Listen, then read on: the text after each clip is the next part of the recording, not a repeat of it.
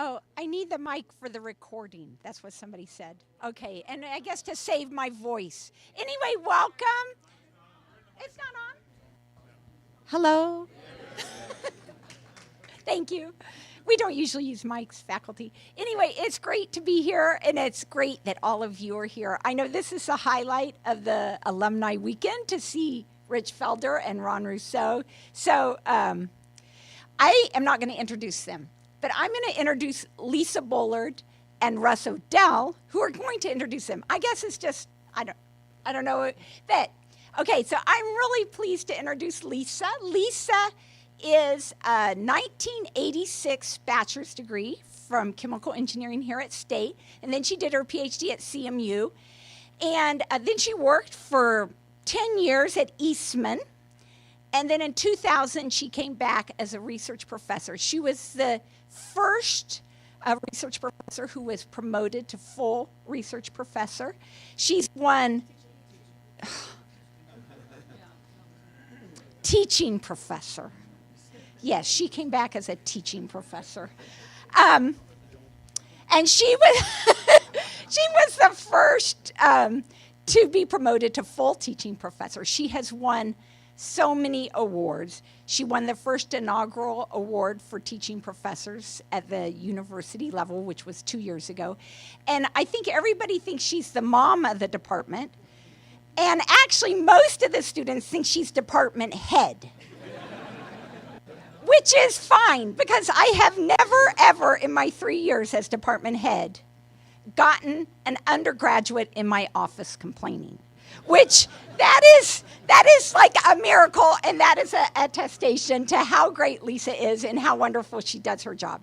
And she is a co-author on the 4th edition of the book with Ron and Rich, and so that's all I'll introduce you. So, but she is wonderful.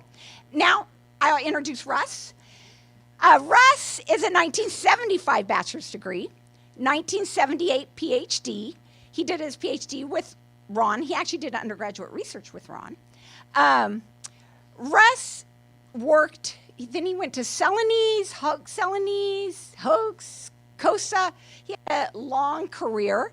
And in 2002, he came back as an alumni relations staff person.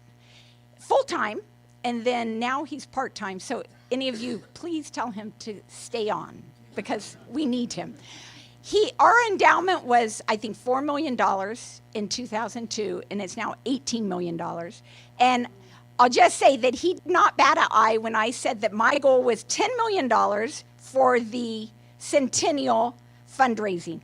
And he's just taken that in stride, and we're 42% of the way there. And so that is a testament. And to not steal Rich's thunder, I just have to say about Russ that Russ, I think, solved every single problem in Felder and Rousseau. And Rich told me that if he got a different answer than Russ, he tried to figure out what he did wrong, because Russ was always right. So anyway, with that, I really am pleased to have Dr. Felder and Dr. Rousseau here, and I will let them take over. Thank you. See if you could do the next slide.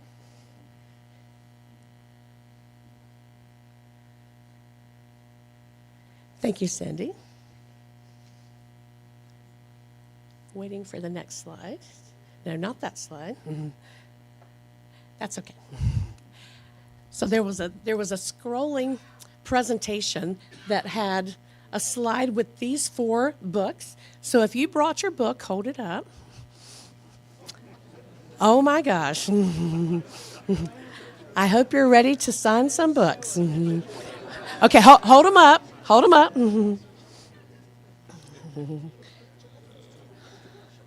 Might have to get a pano on that one. There we go. All right. Oh, have to back up.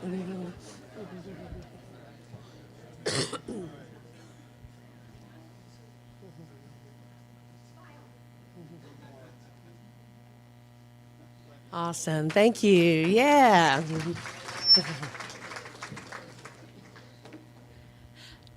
So if we polled all the chemical engineers in the world and we said, which book did you use for your first class? About 90% of them would hold up some version of one of those books. And that's amazing. So,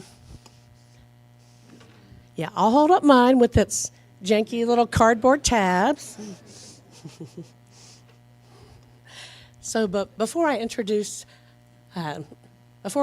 Rich, I'll just say when I came in this room, I just had a reaction. It's like, I thought back to my 19-year-old self in this room, sitting in the middle, front row, and all the classes that I took. And for those of you who were here in this building, you may have had a similar reaction. For those of you who grew up in the new building, you'll have a similar reaction when you go back in 30 or 40 years. So, if it's okay, I'd like to take just a moment to have a moment of silence for our classmates and our professors who have gone on, but who we shared the space with during our time at NC State.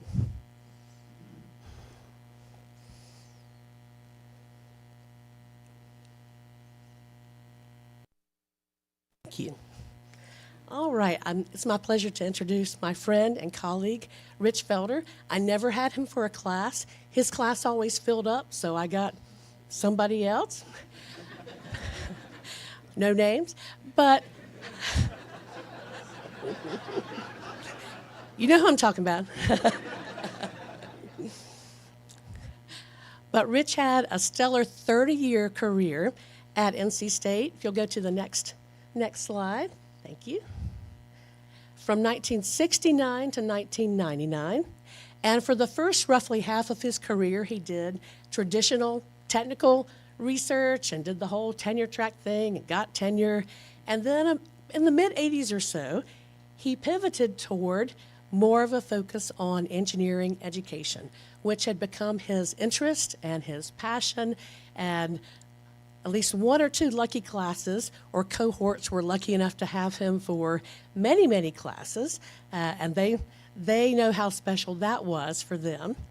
And when Rich retired in 1999, he could have said, peace out, I'm just going to enjoy life. But then he took on an entirely new career focus of faculty development and did many, many workshops throughout the world over the last 24 years, which he is still doing with his wife and collaborator, Rebecca Brent.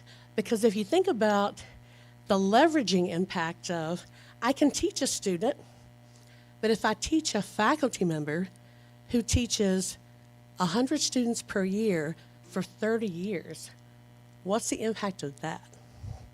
And so it's been exciting for me to interact with Rich over these years and to collaborate with him as a co-author and as a friend, and I'm really excited to see what he's going to share with us today. Now I'll turn it over to Russ, who's going to introduce Ron Rousseau.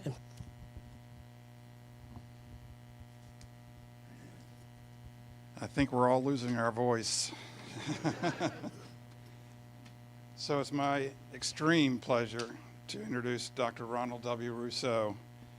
Ron holds BS, MS, and PhD degrees in chemical engineering from Louisiana State University.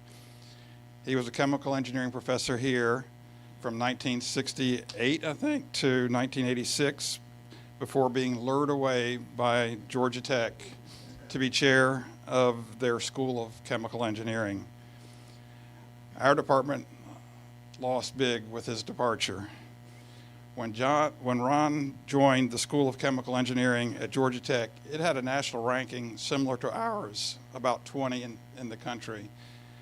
But as he was the chair for 27 years, their ranking has steadily moved up and now is like number 2 or 3 in the country. So a lot of that is Ron's doing at Georgia Tech.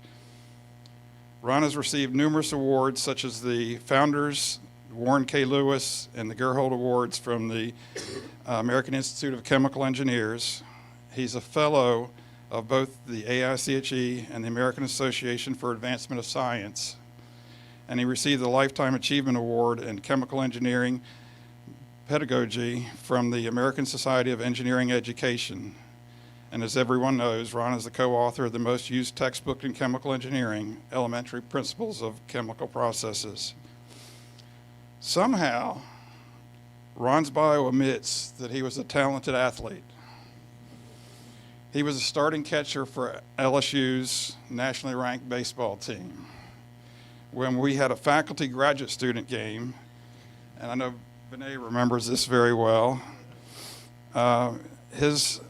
we had a faculty student, grad student game in 1976. His talent was on display when he made a throw from deep in the outfield to home plate on a line. You know, I would have to throw it 50 feet high to be able to get there without bouncing. This was like a bullet. When he came to bat, he blasted the ball over the fence.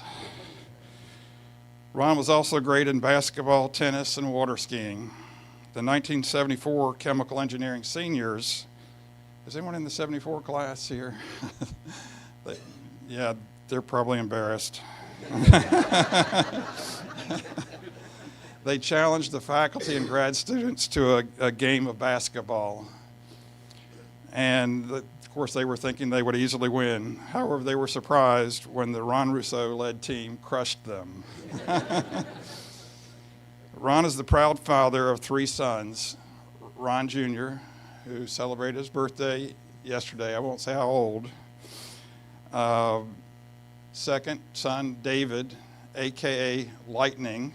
You'll have to ask Ron why. And Brett, the youngest, who excitedly exclaimed, "My dad is great," when he saw him water skiing. Ron is married to the lovely and witty Sandra. Please raise your hand over here behind Ron. I'm glad you came here to keep Ron straight today. Thank you, Ron, for being a wonderful professor, a tremendous mentor, and a great friend. And thank you and Rich both for being here today as a central part of our celebration. And thank all of you in the audience for coming and being part of our 100-year celebration. Thanks. And then Ronald, please come on up.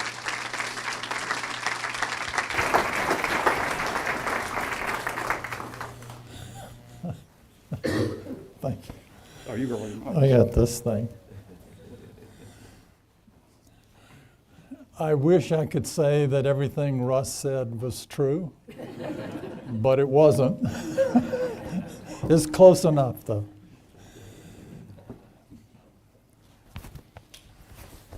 Why let the truth get in the way of a good story?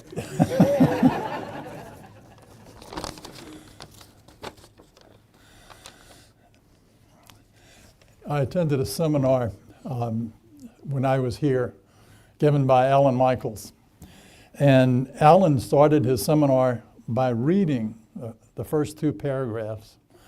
And everybody in the audience said, "Geez, is he going to just read his seminar to us?" But no, that was the introduction. And I learned over the years that having a written out introduction is a good idea, because the speaker gets up here and is really nervous, whether you know it or not, or whether you've given lots of talks, as we have. So, thank you, Russ, for that introduction. And thank you, Cindy, for inviting us to participate in this great event. It's an honor and a privilege to be asked to help mark this anniversary. However, I know that Rich and I are just vehicles by which we honor the real celebrants. And that's the faculty and the students and the staff and administrators, both past and present, who established and elevated this department to being one of the best in the nation. And I think that's really where the honor goes, not to Rich and me. But we're used to accepting those kinds of things. So thank you for that. What I'm going to do is tell you a little bit about my saga, and I'll touch a good bit on some history. Those of you who were here back in the 70s may have some recognition of the people that I'm going to talk about, and there must be this thing. Let's see. So I'm calling it Adventures in Chemical Engineering at North Carolina State University. And I begin by telling you how I got here. I had a bunch of choices that I could make. I call them parameters of a choice. I had 12 offers from leading chemical, textile, pulp and paper companies that were really good offers, I thought, at the time. And I had 2 offers of academic employment. Now, those 2 offers were, one was obviously from NC State, and I had another one from another university who actually withdrew that offer right as I was making a decision, not because I might have chosen to go there, which I wouldn't have, but because the department head had lost his job and was taking the vacant position, and now they were looking for a department head.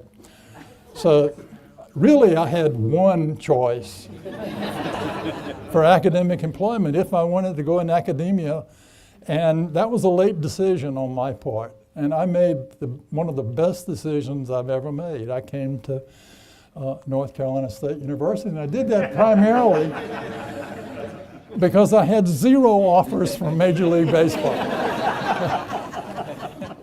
Had I had an offer, that's what I would have done. In fact, I would do it now if I got an offer. So that's how I got here. I chose to come to North Carolina State. And in joining the faculty, I joined a really interesting group of people. These are mainly some of the senior faculty members who existed at the time. Jim Farrell, who was department head. Let's see if I know how to work a pointer. Yeah, there's Jim. Jim Farrell, who was department head. And one of the reasons I have these pictures is that as a new faculty member, I joined about the same time Rich did. We got all the dirty jobs in the department. And one of the dirty jobs was preparing a brochure. And to get that brochure, you remember this, Rich? Oh, yeah. We had to get photographs. If you've ever tried to photograph a group of faculty members at various things, you know how difficult that was. And the photographer's manager, you remember who she was? What a loose, undisciplined person. You could never say, be here and get to, anyway, we got these pictures. And in addition, let me go backwards. In addition to Jim, Ken Beatty, who had been on the faculty a long time, liked to argue. You remember that, Rich? Oh, yeah. You remember the name he called you? No. No, I'd forgotten that. Okay. Ed Shaneborn, whom I think most of you probably know, he was a department head before Jim. And I think really began the transformation of the department from when it was formed into what it ultimately became. And then Frank Seeley, whom someone already told me how much they loved Frank Seeley. He was one of the favorites. And you notice something here, that's a pipe. People smoked tobacco a lot during the era this was taken. And then last but not least is Vivian Stannett, who was a world leader in polymer science and engineering and created a really outstanding research group here at North Carolina State. Also a member of the National Academy.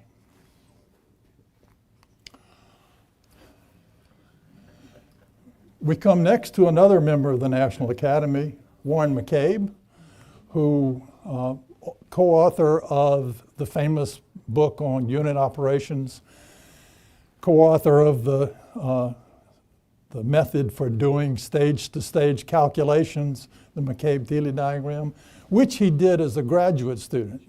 If you go back and look at that, that paper was published when he was a graduate student. Dave Marslin, who taught transport phenomena.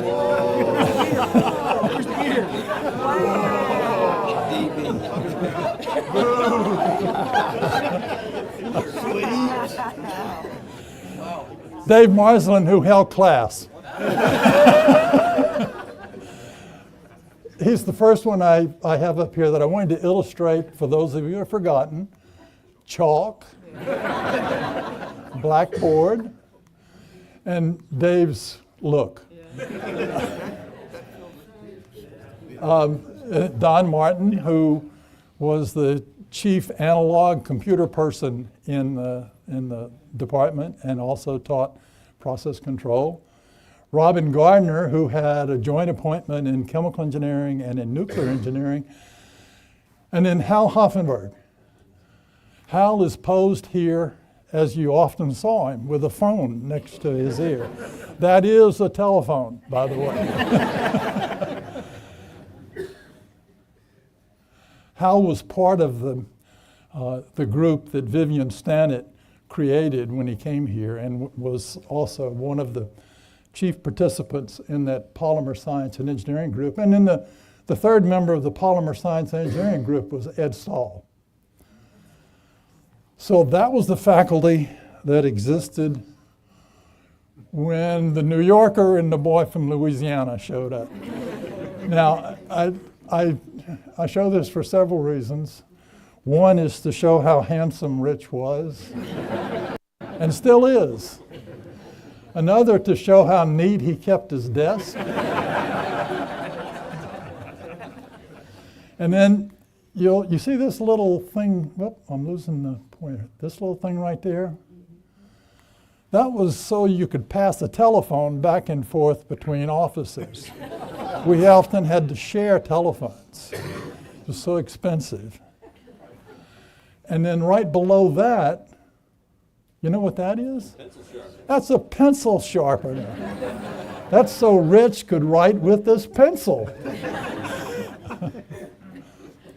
And I also want to show this because I really want to show that I did have hair at one time and was very serious about life. Those of you who were here, remember there were real labs in the basement of Riddick Hall.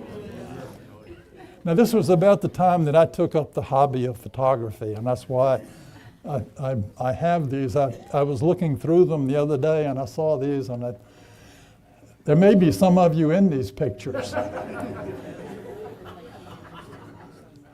That's down in the back, Riddick Hall. It was against that wall, and it's a packed column, I believe, was involved in that. That's up on the second floor in the 225 lab. And y'all correct me if I'm wrong. Just like I told you when you were in my class. I said, correct me if I'm wrong. This is downstairs in the basement, another one downstairs in the basement. There was a small but superb staff. I don't know if any of you had occasion to go into the machine shop. If you did, you encountered Wilbur Tomlin, who always described himself as a gentle person. And he was. He had the same birthday I do. And we celebrate that every year.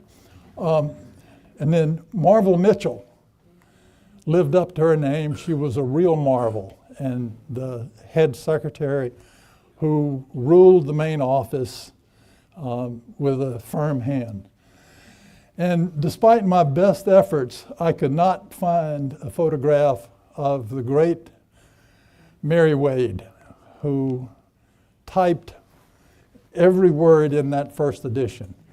There were no word processors. She typed every word. And if you ever worked with Rich, you know that this draft is not going to be the last draft. There's going to be another one and another. And she did it all smiling and efficiently. And we also did one of the things that faculties do today. We had retreats. The first retreat that we had was down on the coast in a facility that, in a camp or something that Ed Shaneborn owned. And we went down there and we really worked hard in that retreat.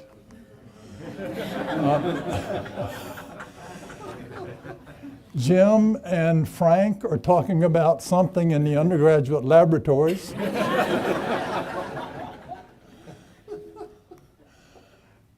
Frank is here contemplating the quality of the student body. Again, you notice the cigar. Jim is solving some complex mathematical problem.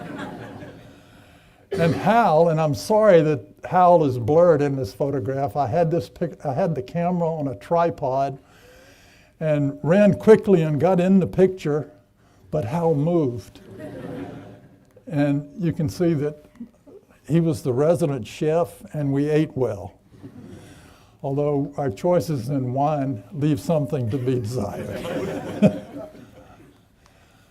This was also an event that took place at that retreat that is kind of, I've always found it amusing. The television set broke. Frank loved to tinker with things. So he immediately went to the back of the television set, took off the cover, and started fooling around in there trying to fix it. And interesting, you may recognize some vacuum tubes and really archaic things. The other thing that happened was it turned cold. And there was a fireplace in this, you can see it in the background. There's a fireplace, but no wood. Well, Ed Shaneborn says we don't need this chair.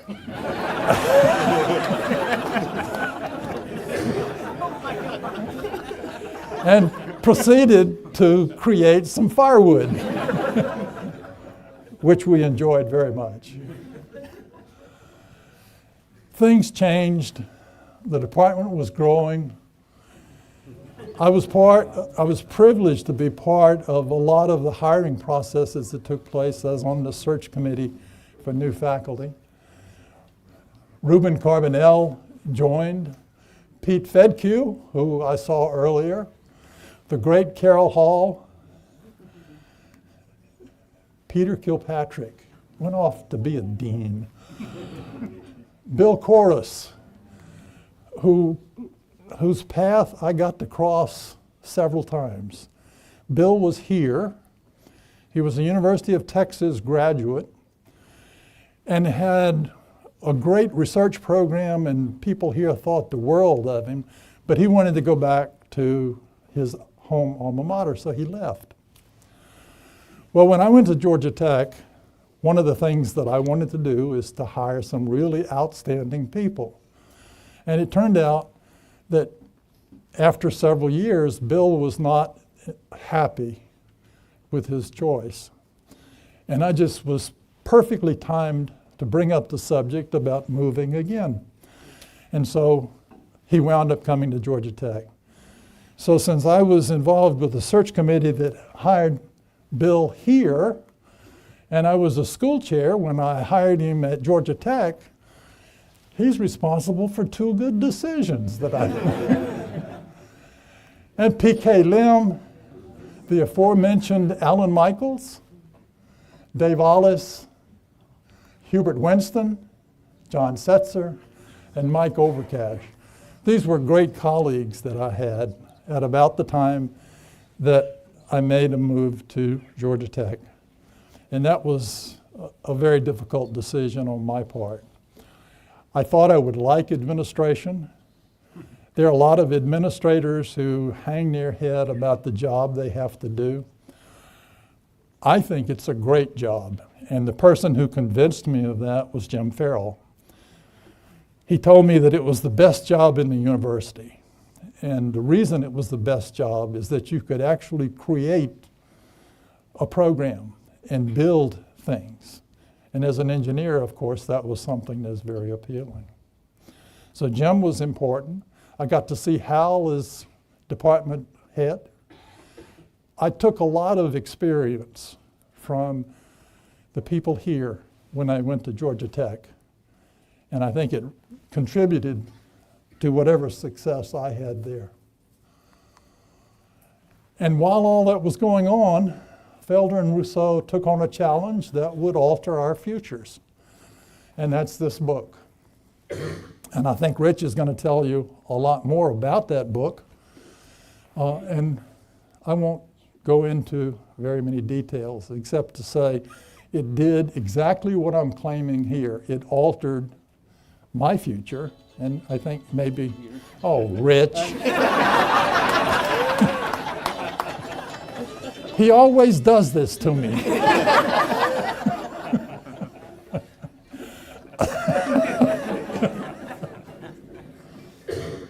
It did alter our futures. So I'm going to close with some acknowledgments. First, to North Carolina State University.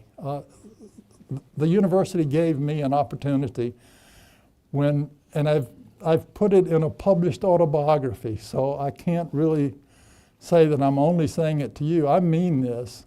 I don't know why they hired me. I didn't have the kind of characteristics that you typically look for in a faculty member today. But they did hire me, and for that I'm grateful, and I want to acknowledge it. I want to acknowledge the faculty colleagues and the staff who were here. They mean a lot to me now, and they meant a lot to me then. And I think that's one of the things that makes the department so great, is the faculty and staff working very hard to create an environment that give the faculty members and the staff members enthusiasm to come to work and teach the classes and do the research and all the great things that you want faculty members to do. I want to acknowledge teaching evaluations. Now, and by the way, Billy Willis, where is he? Okay, he's not asleep yet, so I'm not going to.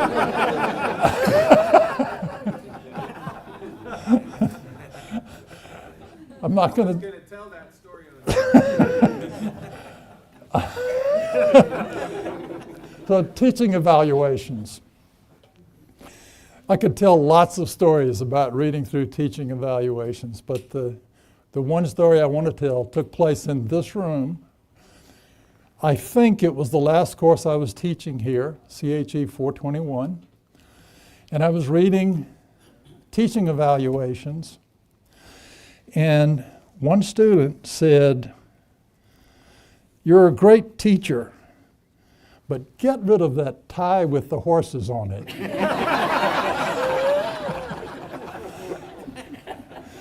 I've never worn that tie again. And if you don't believe me, you can see it's from Baton Rouge. But you see how much attention we pay to teaching evaluations? They're important. So lastly, I want to thank three people. Rich Felder, who meant so much in creating the textbook, in being a wonderful friend. There must be something else. Let's see. Rich Felder. Oh, yeah. Lisa mentioned that he moved away from research and took up an effort on teaching. I tried to talk him out of that decision. And like many things with Rich, you really can't change his mind very often. And I think for the benefit of our profession, I didn't change his mind. He really did become a world leader in teaching effectiveness. A world leader, not Wake County, not North Carolina, the South, it's the world. Jim Farrell, who was a great friend, the department head who hired me, who was just about as good a person for young faculty members as you could imagine.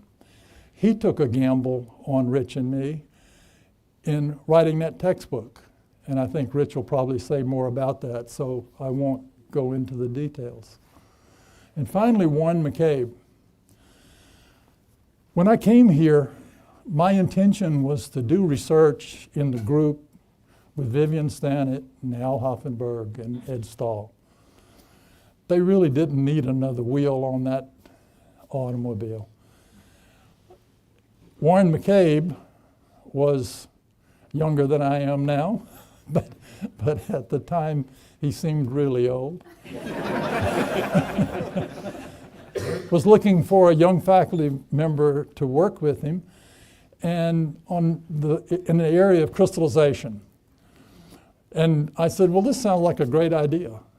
And I did. I worked with Warren, and that guided the rest of my academic career in research, where I've worked on the field of crystallization and other separation processes. So these three people really, I owe them a lot in terms of my professional development and personal development. And I owe a lot, as I said at the beginning, on North Carolina State, and I owe a lot to you, and I just can't believe that you all came out this morning, and I appreciate the opportunity to talk with you about it.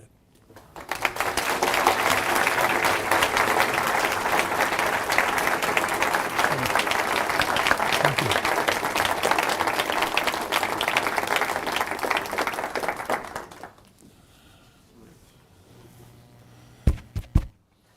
Should I sit there and heckle the way? By all means. Yeah, make sure your phone is off. All right, I want you to get yourself into small groups and no.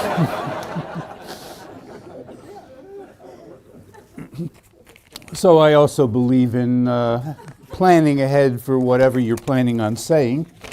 Let me go back here so I can lean against something if I need to.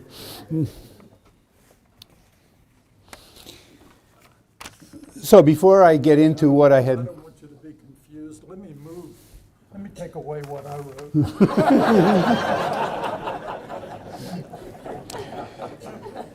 Okay, so before I get into what I had planned to say, I want to maybe shed a little bit of light on one of the questions that Ron raised in what he just said. Ron said he didn't really understand why they hired him. Let me just point out that this is the guy who went to a department, as Russ said, which was somewhere in the middle of the pack in national ratings. And in the 27 years that he was department head, brought it up to somewhere in the top 5 in the country. And if it was the one thing about Jim Farrell, the guy who brought both of us here, he had an extraordinary eye for potential talent. And fortunately for Ron and fortunately for me, he could see us, and he could see in Ron what I think is a phenomenal talent for leadership. And I suspect that it was because of Jim's vision. That's why they hired Ron, and fortunately for me, he saw enough in me that he hired me at the same time. So, when I was asked to do this, to speak to you, the first question in my mind was, what am I going to talk about? And I'm thinking, the usual things that people talk about in retrospective things is stuff like, where were you born? Where'd you go to school? In my case, why did you choose to go into chemical engineering when you didn't have the foggiest idea what it was? Which puts me in good company. And then I said, maybe the 4 people in the room who care about those things, they can ask me about it in question and answer or over a beer later on today or whatever it may be. And then I said, all right, if I'm not going to talk about those usual introductory things, maybe what I ought to do is share my inner feelings about important things, like recycle, or plug flow reactors, or fugacity. Trust me, you do not want to know my inner feelings about fugacity.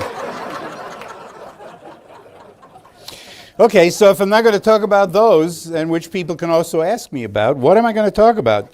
And the logical thing to come up with was the book. because that's the one thing that just about everyone in this room has that connects to me. You know, it was part of a lot of your experience, most of you probably. All right, so I said to myself, well, let me talk about the book. And to begin with, if there's no Ron Rousseau, there is no elementary principles of chemical processes. How did that book come to be? So here are Ron and I, the two new kids on the block, the young, untenured assistant professors. And at one point in this early stage of our careers, a fellow from Wiley, the publishing company, came by, and publishing representatives did this in those days. They'd visit faculties and try to persuade the faculty members to adopt the books that they were publishing. And so this representative of Wiley came by and stopped into Ron's office and told Ron that Wiley was really interested in having somebody write a textbook for the introductory chemical engineering course on material and energy balances. They wanted somebody to write a good textbook to compete with the book by David Himmelblau from the University of Texas, which had a huge share of the market for that book at that time. And the Wiley rep tried to make the case to Ron that this would be a worthwhile activity. And Ron, being young and totally naive at that time, probably said to himself, oh, that sounds like fun, and agreed to do it. And then a couple of days after that, Ron, and I don't really know why because we never talked about it, but he decided to come to my office and ask if I'd be willing to come in on this project with him, possibly because it dawned on him exactly what he had agreed to do. And he asked me if I'd like to come in with him. And me, being, if anything, more naive than Ron at the time, said, oh, that sounds like fun. And I agreed to do it. And this was crazy. It was a crazy decision that we made. Again, we're untenured assistant professors. Publish or Perish was alive and well at that time, as it still is. Right? And we had agreed to take on this monumental task that may be the biggest time sink in this profession of ours, and do it. And that's one reason that it was crazy. We didn't know what we were getting into.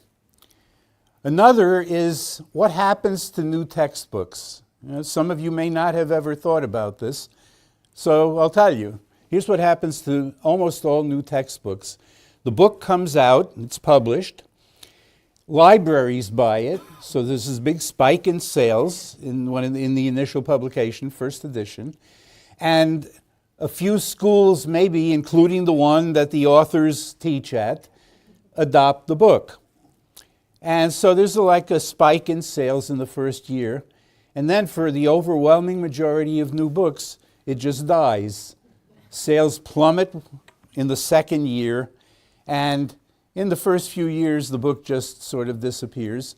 And that's the way to bet with new textbooks. We didn't know that, obviously. Never occurred to us. And so that was another reason our decision to write this textbook was crazy.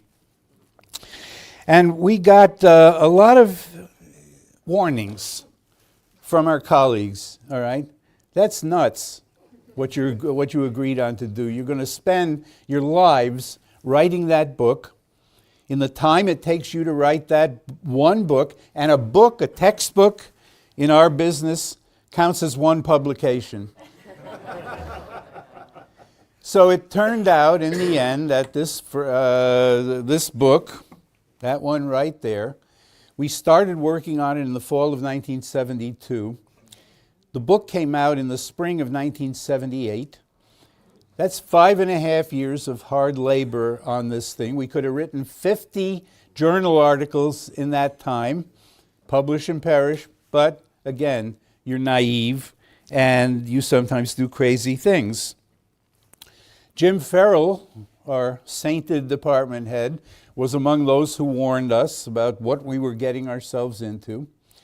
And then he said, okay, this is what you're risking. I want you to be aware of that. Do you think you can successfully write an undergraduate textbook? And we had spent a lot of time talking about that, and we said, yeah, we really think we can do it, and we think we can write a better textbook than any that are out on the market now. And Jim said, okay, go for it. All right.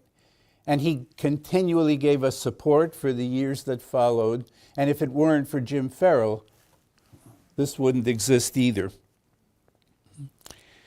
The warnings, it turns out, were well-founded in terms of how much time we were committing to this thing.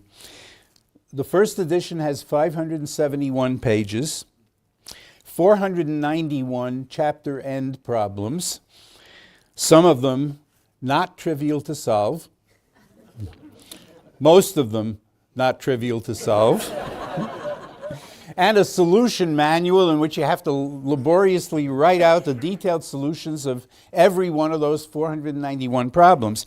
And it wasn't just the problems at the end of the book. Another thing in the book were 3 major industrial case studies at the end of the book. And there were a total of 82 problems at the end of those, collectively at the end of those case studies, all of which had to be, the written solutions had to be laid out, put in the solution manual. Right? And so it was crazy what we did. But sometimes crazy things work out. Right? As has already been pointed out by Lisa, and speaking of Lisa, I just wanted to mention, so most of you know her. Those of you who don't know her, I would like to tell you that you have witnessed my nomination for the best academic advisor in the world.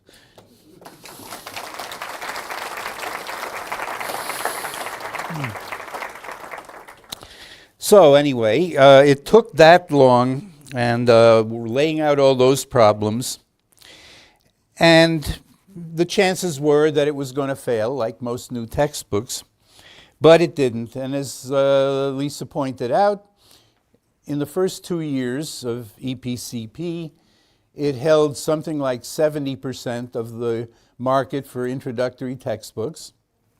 Himmelblau had been replaced. I met Dave Himmelblau at a conference one time, and I went up to him, and I'd never met him before, and I introduced myself and said, Professor Himmelblau, I'm Richard Felder. And he looked over at me and he said, I know who you are.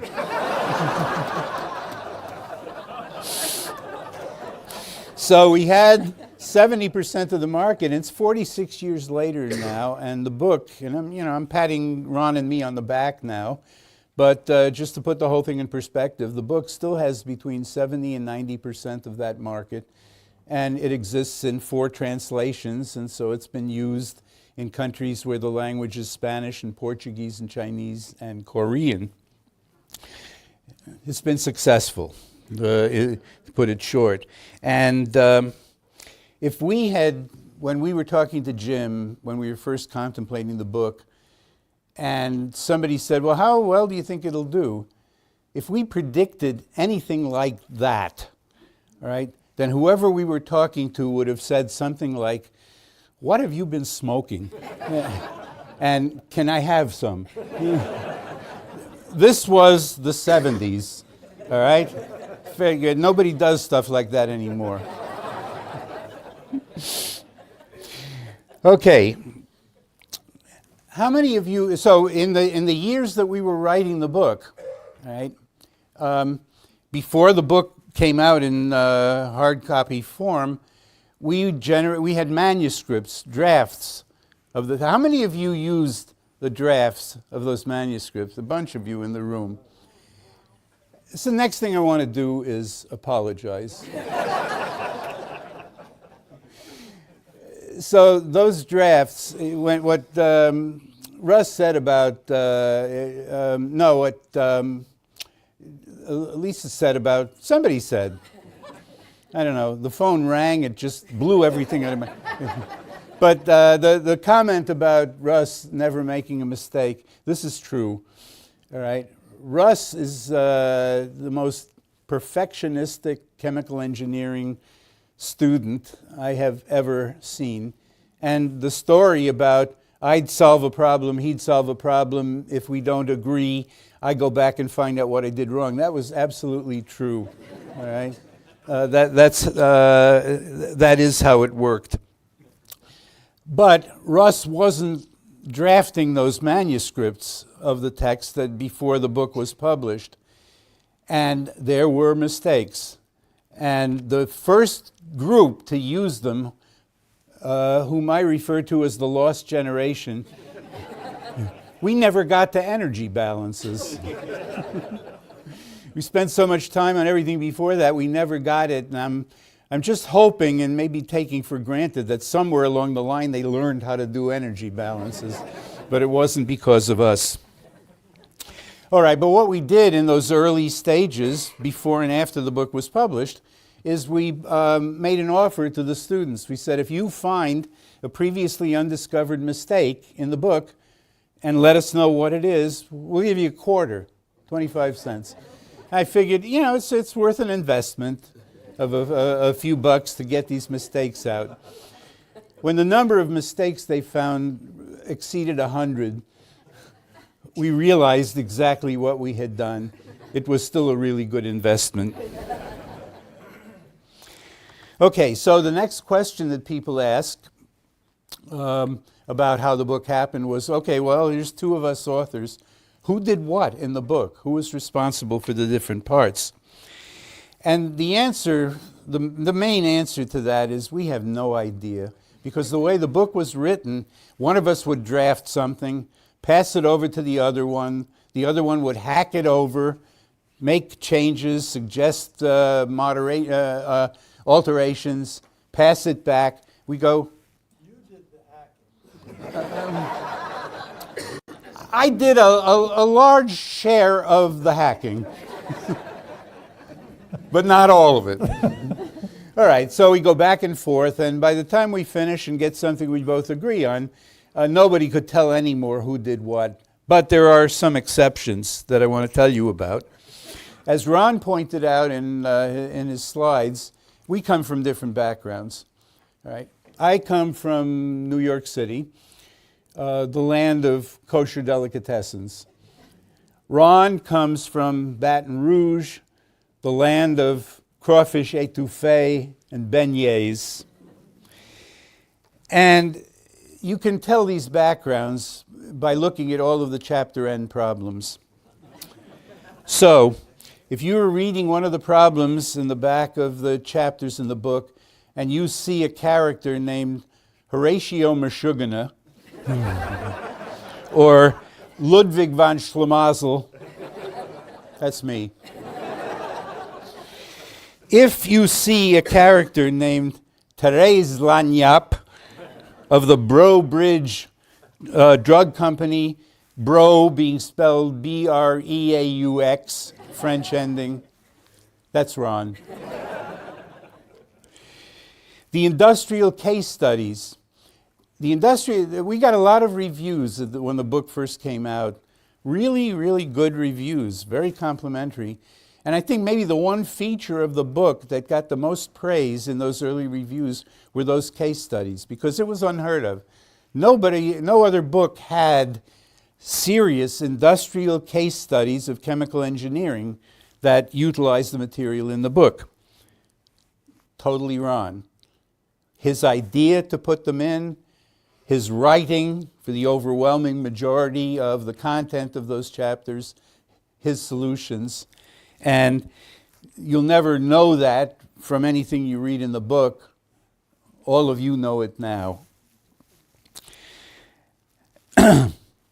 The fourth edition of the book, we decided, we took a look at each other and noticed the color of our hair at that time and decided we got to get help on this.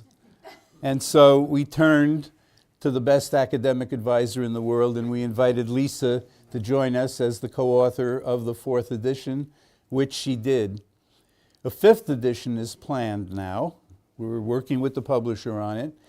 And Lisa, whose hair is not gray yet, but she thought maybe it would be a good idea to get even more help. And so Michael Dickey, one of the great researchers in chemical engineering, has agreed to come in as the author on the 5th edition.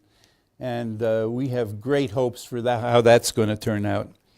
And just a couple of words about Ron. I had a number of things I wanted to say, but Russ and Lisa said a number of them. Ron has been a colleague, my co-author, and a very close friend for 55 years now.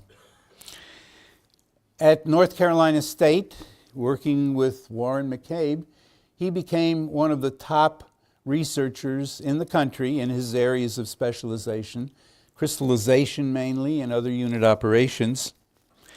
He continued his research when he went to Georgia Tech, and we've already talked about what he did with that department.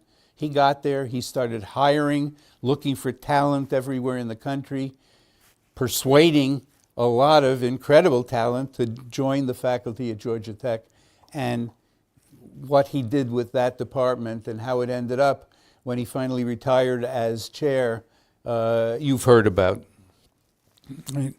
The other thing to know about him, besides the fact that he was a star catcher, which Russ did not mention, is he makes a wicked plate of red beans and rice, and you can't exaggerate the importance of that in a department chair. So, to conclude my presentation, I'll draw a couple of morals. And this is for those of you who are on faculties and those of you who are working for companies.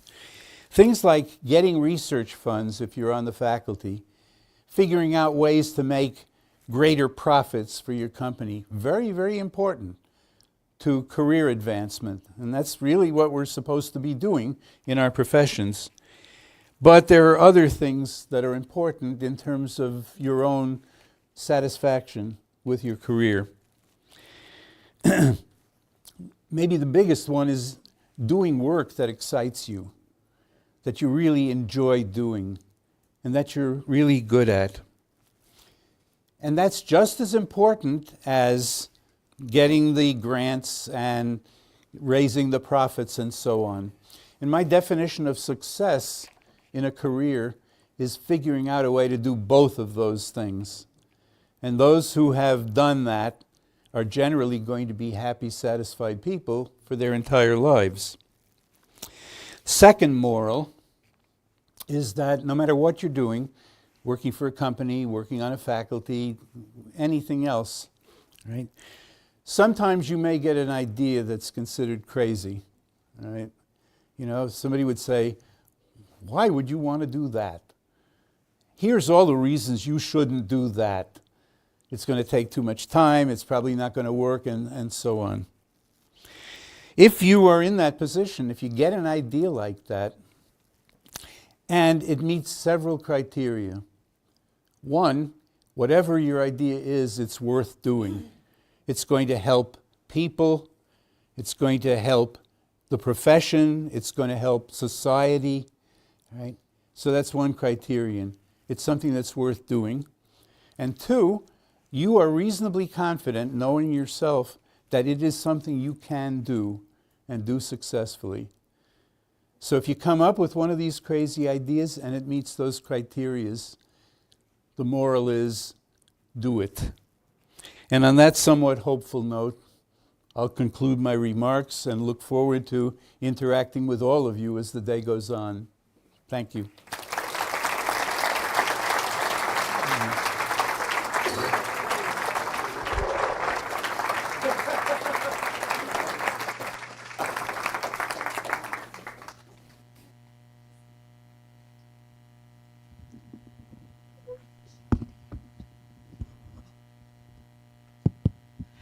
Thank you, Rich. Thank you, Ron. I just have to say that, you know, one of the things that I am most proud about of being head of the department here is that we really have a commitment to teaching. We are great in research. We're number 4 and 5 in the country in research expenditures, but we really have a strong commitment to teaching, and it's Rich and Ron's legacy. I won't cry, but also Lisa's legacy. And we have all of our first faculty members, when they first come, they teach out of Felder and Rousseau. They use the notes of Lisa, and we really teach them how to teach and how to engage the students. And I think that that's that commitment is really important, because we're here for the students. So anyway, I will stop there. And I have this little tiny memento for both Rich and Ron, a little wolf. I mean, I know you don't need another wolf, but I have two wolves, one for each of you. And they will be, so I won't make you come up here, but a little tiny wolf. I don't know what we want to name. Maybe we can name It's better than a yellow jacket. Horatio. Yeah, yes. So now we have a book signing that is in 314. And so, oh, do you guys want to have questions? Okay. You want to have, okay, 4 questions. Good questions and hard questions. Okay. Okay, talking about names, who came up with what name? But I want to know who the hell came up with Wizzo soap? I told you to include that. It's not just Wizzo soap, it's Wizzo, the wonder detergent. I never forget that one. Another question? Formaldehyde case study. Was there really a sparger, or was that an arcane word that y'all came up with? Take it, Ron. Yes. There really was. If you look at that case study, you'll see an acknowledgement of James R. Fair, who at the time was at Monsanto. And that process that's described is the one Monsanto was using for formaldehyde production. So yes, there was a sparger. That's great. Okay. Dr. Felder, what are your personal feelings on fugacity? Truthfully, there's no such thing. We can't design chemical plants without fugacity. I just want to know who came up with the idea for the tables on the front. That's why, yeah. That's why everybody keeps a book. That's just what I was going to say. People, one of the really flattering things about the book is that lots and lots of alumni over the years have come to me and said, you know, yours is the only Chem-E text that's still on my shelf. And I find that very, very flattering. But I know that the real reason is that conversion factor table on the inside front cover. In fact, I deleted a slide that I had of that conversion table, because exactly as Rich said, you don't know how many people have told us that's the single most important thing in that book. Yeah. And in a few cases, the only important thing in the book. One last question. Suggestion for the 5th edition. Is there a possibility you could incorporate a little bit more